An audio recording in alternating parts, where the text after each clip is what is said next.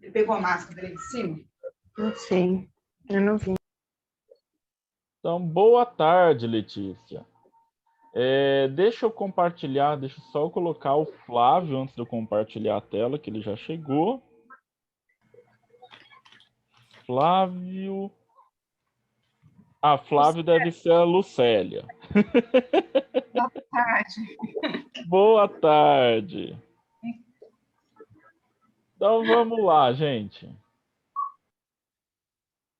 Semana passada nós falamos, né? Começamos aí o nosso papo sobre tributação, comigo explicando um pouquinho sobre as figuras que a gente tem na tributação no Brasil, né? E aí eu falei que a gente tem lá 4 criaturas, né? Que são os impostos, as taxas, as contribuições e o empréstimo compulsório, né? Então a gente viu aí quais são as diferenças entre cada um deles. Aí eu recomendo quem não acompanhou eventualmente a aula semana passada, dá uma olhadinha ou no vídeo lá no YouTube ou na apostila, que acha mais fácil aí, né? De repente acha mais fácil só a leitura. Hoje nós vamos continuar o assunto da aula 1 ainda, e hoje nós vamos falar um pouquinho sobre o que é a competência tributária. Vocês já tinham ouvido, alguém aí já tinha ouvido falar em competência tributária?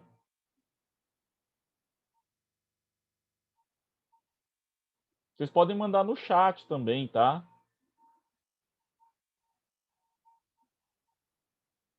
Então vamos lá, olha só. Pra gente, a Kailane falou aqui que nunca tinha ouvido falar nisso, né? Então, só para a gente começar a entender essa questão da competência, a gente precisa entender alguns outros conceitos, tá? Esses conceitos tem na apostila, se não quiserem copiar, nem nada do gênero, tá? Então, o primeiro conceito é o contribuinte. Contribuinte é quem pratica um negócio chamado fato gerador. Olha que nome bonito. Ah, Marcelo, o que é fato gerador? Tá na linha de baixo. É a situação que precisa acontecer para gerar, por isso ele é gerador, a cobrança do tributo. Agora o tio vai dar uma dica. Normalmente está no nome. Quer ver, ó? Imposto de renda. O fato gerador é ter renda. Imposto sobre operação financeira. O fato gerador é realizar uma operação financeira. Então, normalmente, o fato gerador está no nome do tributo, tá, gente? Então, fica fácil da gente identificar quem é o fato gerador.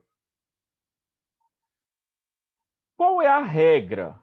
Você praticou aquele ato, você incidiu o tributo. Então, por exemplo, semana passada até gerou uma pergunta, né, sobre o imposto de renda, quem ganha assim até um determinado valor, né?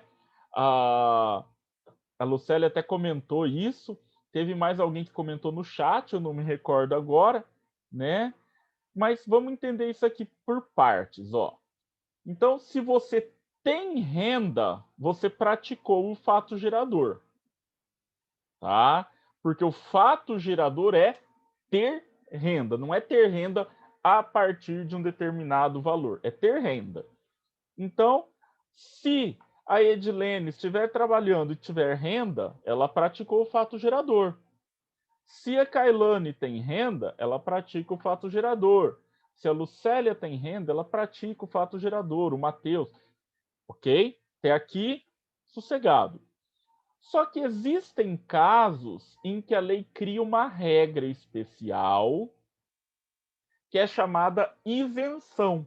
E aí ele vai lá na regra, lá na lei que criou o tributo, e ele fala assim: quem tem renda inferior a um determinado valor não precisa pagar o imposto de renda. Claro que ele não fala com essas palavras, ele vai falar mais difícil um pouco.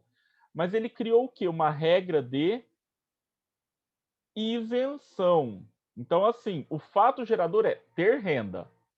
Mas, se você ganha abaixo de um valor, você é isento. Você não precisa pagar. Não é que você não praticou, você foi dispensado, tá? Essa isenção ela pode ser total, que é o exemplo do imposto de renda, e ela pode ser parcial. Parcial é quando eu reduzo a alíquota. Eu já vou explicar o que é alíquota, podem ficar tranquilos, tá? Marcelo, Oi, tá em qual apostila essa matéria? apostila controles. Controles? Isso, capítulo 1. Já até te falo a página. Está na página 16. Tá?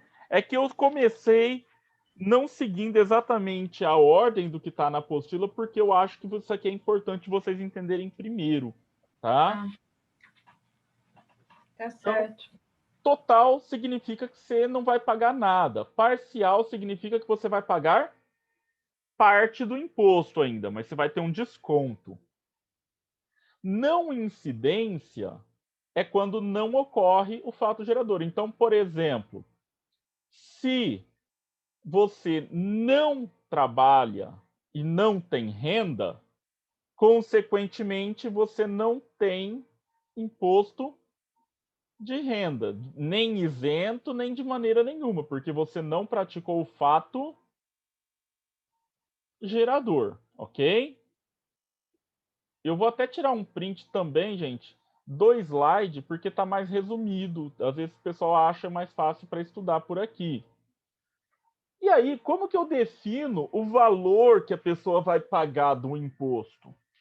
A lei que cria esse tributo, né, seja ele o imposto, taxa, contribuição, ela vai definir duas coisinhas. Uma delas é chamada de base de cálculo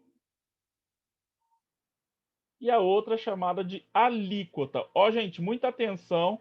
Vocês podem ver que tem acento no i, indicando que a sílaba forte é o i. Então é alíquota e não alicota, pelo amor de Deus, tá? Vamos entender o que é cada um desses. A base de cálculo, o nome já está dando uma ideia para a gente. É uma base que eu vou utilizar para começar a conta. Tá? Vou dar uma dica. Normalmente está relacionado ao fato gerador. Por exemplo, o imposto de renda, qual é a base de cálculo dele? A renda. O imposto sobre importação, qual é a base de cálculo? O produto importado, tá? Então, a base de cálculo ela está relacionada com aquilo que eu pratiquei. A alíquota é um nome muito chique, muito besta para porcentagem. Então, o que eu vou fazer? A lei ela vai falar, ela vai trazer normalmente uma tabela com quais as porcentagens, e aí eu vou ver onde se encaixa. Então, por exemplo, não estou com a tabela do imposto de renda na mão aqui, tá, gente? Nem precisa. Mas vamos imaginar que a pessoa que ganha renda acima de 5 mil reais por mês, então base de cálculo, 5 mil. Ela vai se sujeitar a uma alíquota, por exemplo, de 21,5%. Eu acho que já é 27,5%, mas vou jogar 21,5%. Então, como que eu vou saber quanto que essa pessoa vai pagar cada parcela do salário dela de imposto de renda? É só fazer essa conta. Aí a gente pega a calculadora para facilitar a nossa vida. 5 mil vezes 21,5%. Então, essa pessoa vai pagar de imposto de renda 1.075, tá? Por mês, descontado ali do salário dela, tá? Depois a gente vai ver quando a gente chegar no RH que as contas vão mudar um pouquinho para o imposto de renda, tá? Mas, por exemplo, vamos imaginar que eu tenho lá um produto, vamos fazer outra agora. O ICMS do produto é 7%. Marcelo, o que é ICMS? Nós vamos ver já já, não precisam se preocupar. Vamos imaginar que o preço da negociação foi R$ 21.000. Então, a gente faz 21.000 vezes 7. 7 vezes 1, 7. 7 vezes 2, 14. Vamos acrescentar aqui os 3 zeros. Só que é 7%, então eu vou andar 2 casas para cá, né? Então vai dar quanto? R$ 1.470. Então deu para entender como faz a conta? Não tem segredo, né, gente? É pegar o valor e multiplicar por uma porcentagem. Onde que eu acho essa porcentagem? Ela sempre está na lei que criou aquele tributo, tá? Essa porcentagem não é inventada pelo contador, não é inventada por quem vai recolher, tá? E aí, agora a gente chega finalmente no tal da competência. O que acontece, gente? O Brasil, ele é composto por 3 entes, olha que nome bonito, federativos, tá? Isso que eu vou explicar agora não tem na apostila, mas eu tiro um print e mando, tá? Quem são os entes federativos? São as pessoas que formam a nossa federação. A nossa federação ela é composta por municípios na base, estados no meio do caminho e União no topo, né? Então são os 3 entes. Cada um deles tem competência, ou seja, é responsável por cobrar e fiscalizar alguns tipos de tributos. Deixa eu só voltar no slide anterior para eu tirar o print dele, antes que eu esqueça de tirar para mandar para vocês. Então, cada um desses 3, né, município, estado, governo federal, tem alguns tipos de impostos, principalmente os impostos, que são só deles. Tá? Então vamos começar com o município. Ó. Marcelo, precisa decorar o artigo? Precisa decorar quais são? Não, gente, não precisa. Mas é só para vocês verem as diferenças. Tá? Então, olha só. O município ele só tem 3 impostos que são de responsabilidade dele.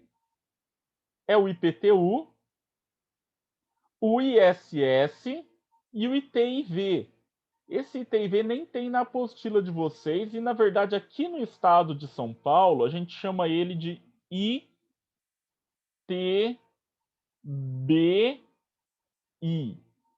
tá? O que é o IPTU, gente? É o Imposto sobre a Propriedade Territorial Urbana.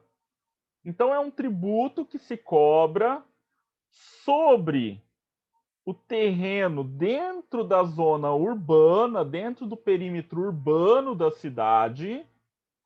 E qual é a função desse dinheiro?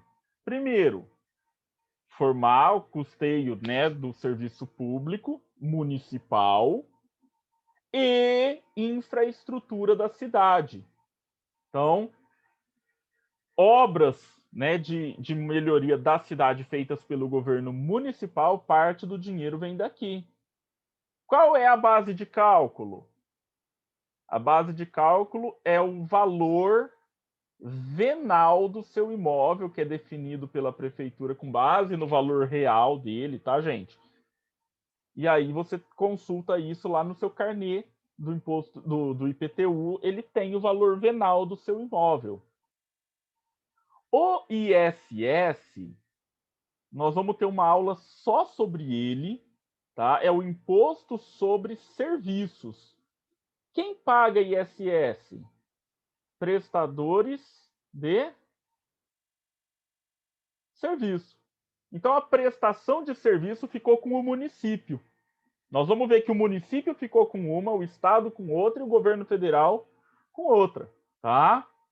Então, todo prestador de serviço, quando ele emite a sua nota fiscal, nesse valor está incluído quem?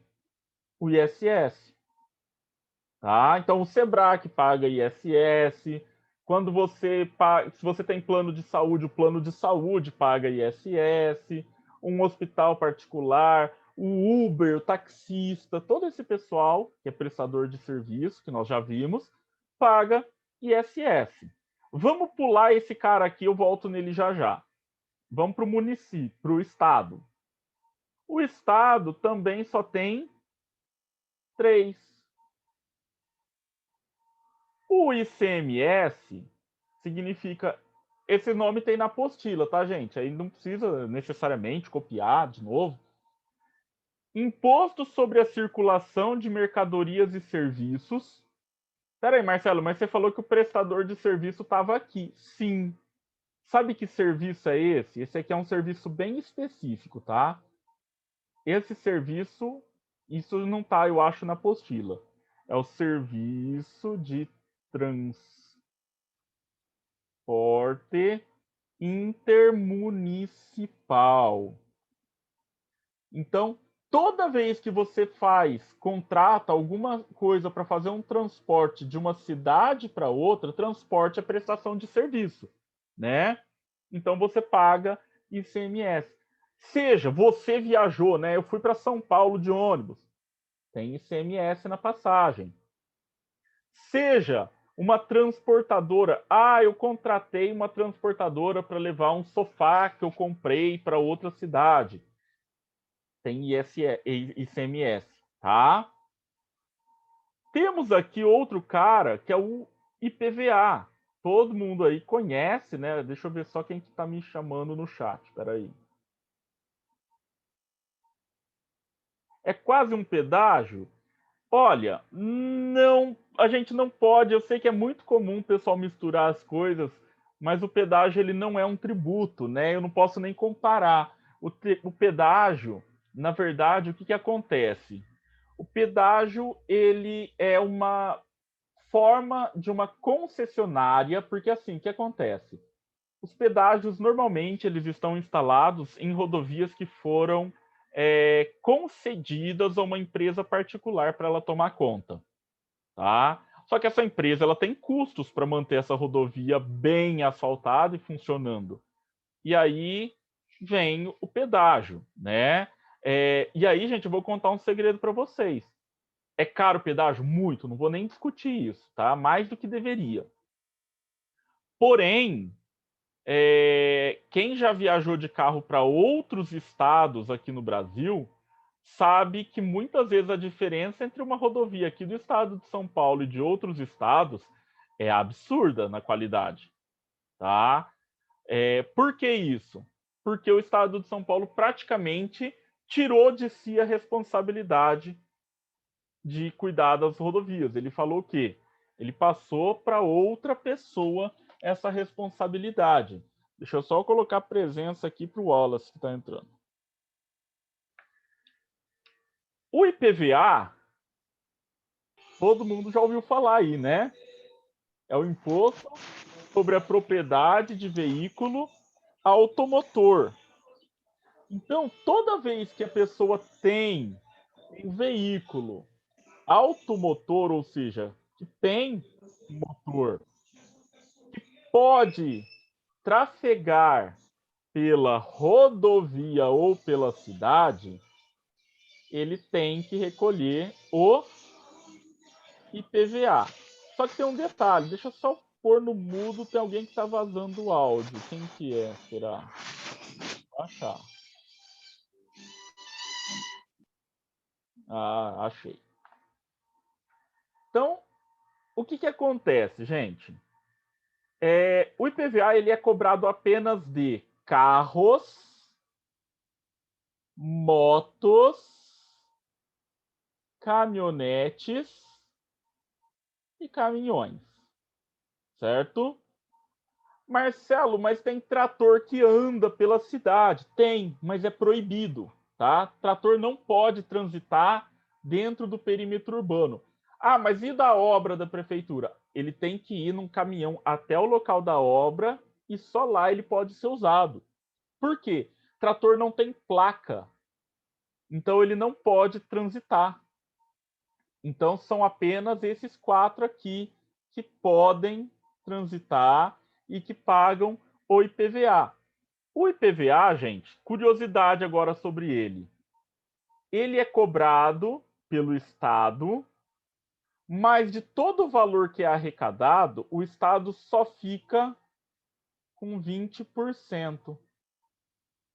Os outros 80% são repassados para o município. Por que isso? Porque o dinheiro do IPVA ele deve ser usado para a manutenção das vias públicas. Se o Estado praticamente não tem mais nenhuma rodovia aqui no estado de São Paulo, não faz sentido ele ficar com todo o dinheiro. Então, ele repassa para a prefeitura. Qual prefeitura? Aquela onde o seu veículo está cadastrado.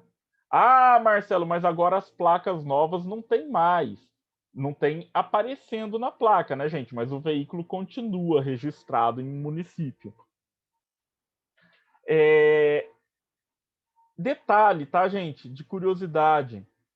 Aqui para o estado de São Paulo, veículos acima de 20 anos não precisam pagar IPVA. Tá? Eles entram, eles caem numa isenção. Tá? Então, o veículo que tem a partir de 20 anos não paga mais o IPVA. O ITCMD, gente, eu não vou entrar em muitos detalhes sobre ele. Ele é irmão desse cara aqui, do ITBI. Por que ele é irmão? Vamos lá, só para vocês entenderem. ITCMD significa Imposto sobre a Transmissão Causa Mortis, com I mesmo, mortis e doações. O que é isso, né? É um imposto que é cobrado para você receber a herança. Nossa, Marcelo, até isso eu tenho? Tem. E ó, vou contar um segredo para vocês. Aqui no estado de São Paulo, esse valor é só 4%, tá? Nos Estados Unidos também se paga e chega até a 50%. Para quem acha que nos Estados Unidos não tem imposto e não cobra muito, né? Lá, o imposto sobre a herança pode atingir até 50% do valor da herança. Aqui, no estado de São Paulo, 4%. Quando você faz uma doação, você também paga esse imposto. Espera aí, Marcelo, como assim? Aí eu vou contar um segredo para vocês. A maioria de nós nunca doou nada. Não, Marcelo, imagina, eu já participei de campanha de doação de agasalho, campanha de doação de alimentos. Isso não é doação, gente. Tá? A doação, você precisa ir até um cartório de registro, fazer uma escritura pública de doação, pagar por essa escritura, averbar, e aí sim você pagar o imposto, o ITCMD, aí sim você doou. Aí você pode se perguntar, quem diabos vai doar alguma coisa se tem que pagar tudo isso, Marcelo? Aí é que entra o truque.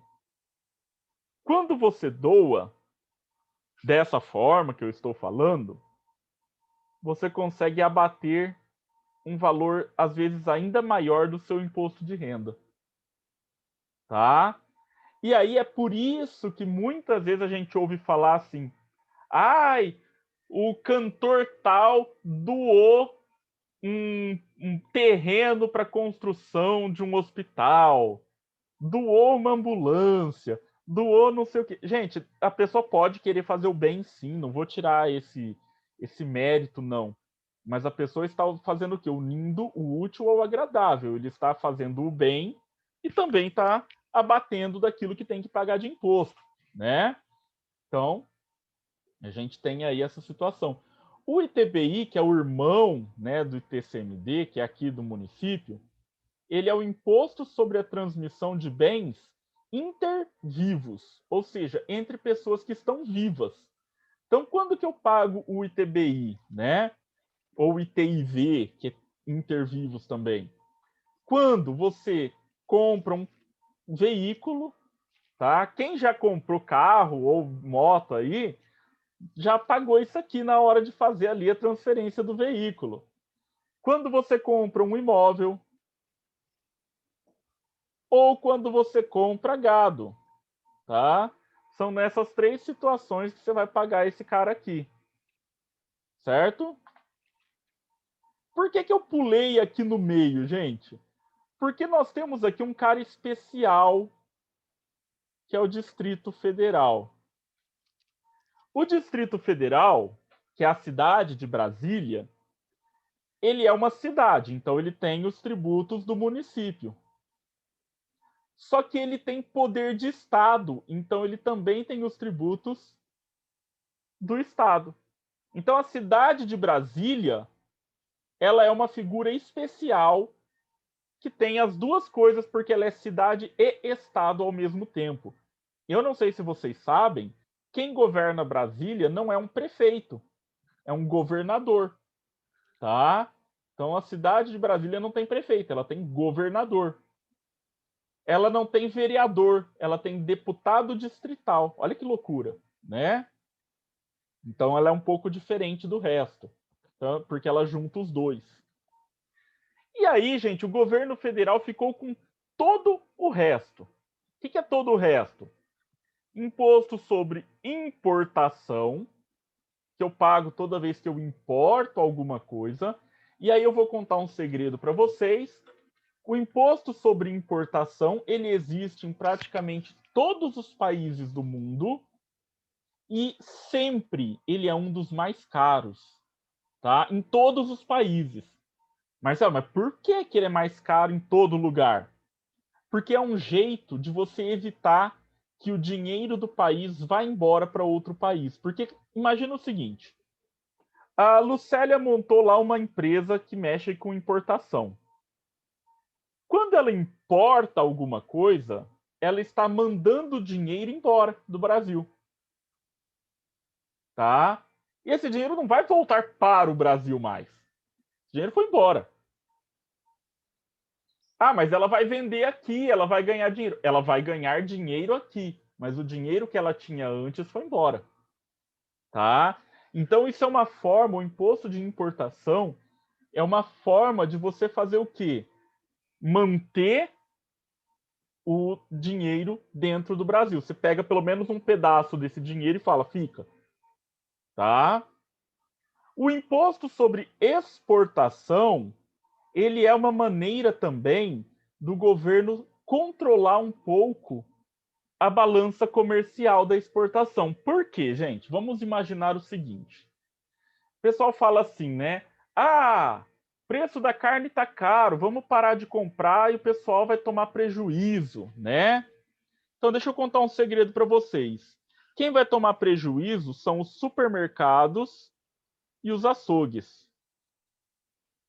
Por quê? Porque eles estão comprando a carne a um preço muito alto. Por quê? Porque os produtores estão vendendo a um preço muito alto. Ah, Marcelo, mas por que o produtor está vendendo a um preço muito alto?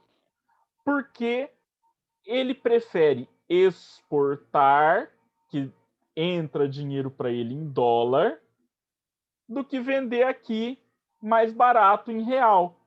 Aí o que ele fala? Ele fala para o supermercado e para o açougue o seguinte: o meu preço é esse. Se você quiser, você compra, senão eu vou vender lá para fora que o pessoal compra. Tá? Então, o que acontece?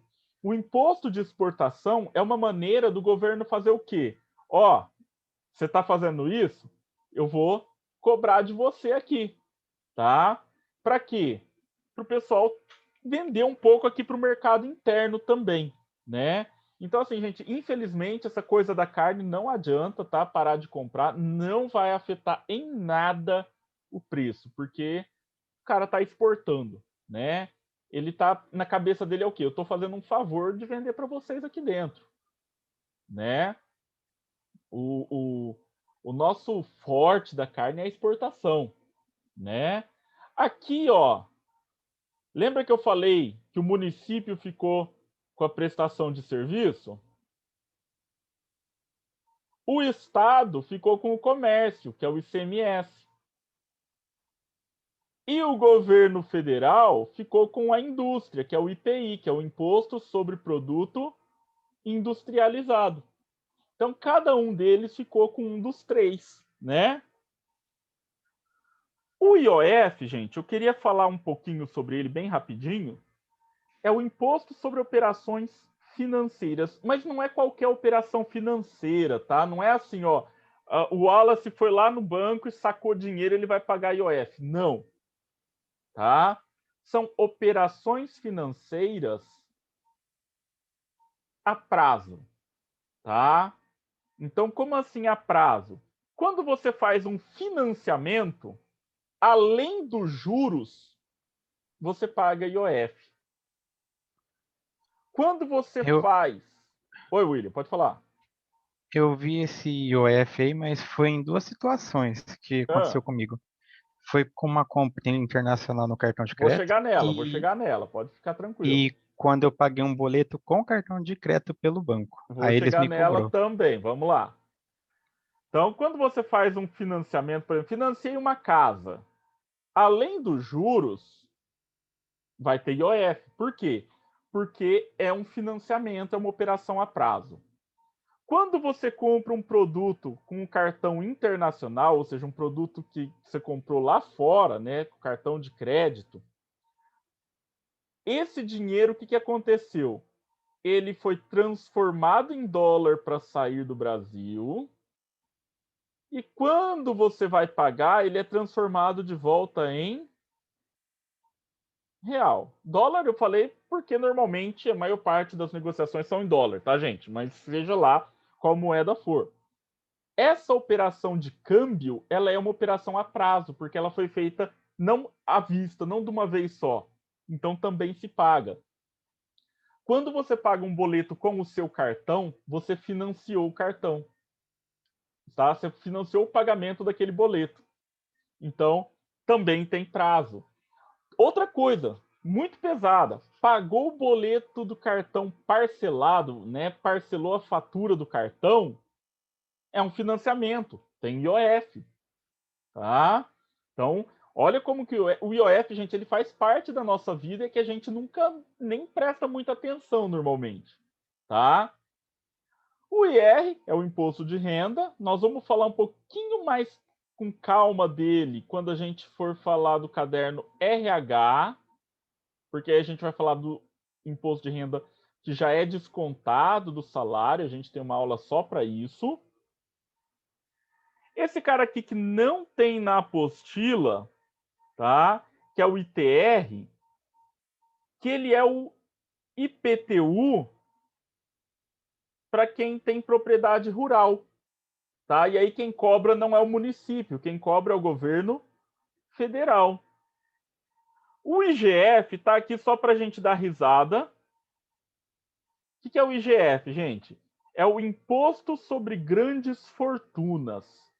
Ele está previsto na nossa Constituição Federal, só que ele precisa ser criado por uma lei. E até hoje, nossa Constituição tem 30, vai fazer 32 anos esse ano, até hoje não foi criado. Tá? E toda vez que se fala em criar, a classe média se manifesta contra, porque a classe média acha que ganhar 6 mil reais por mês é uma grande fortuna. Tá? Gente, grandes fortunas, nós estamos falando pessoas que têm lá patrimônio de 1 milhão de reais. Né? 10 milhões. Não é você que tem lá uma casa no condomínio fechado e só, né?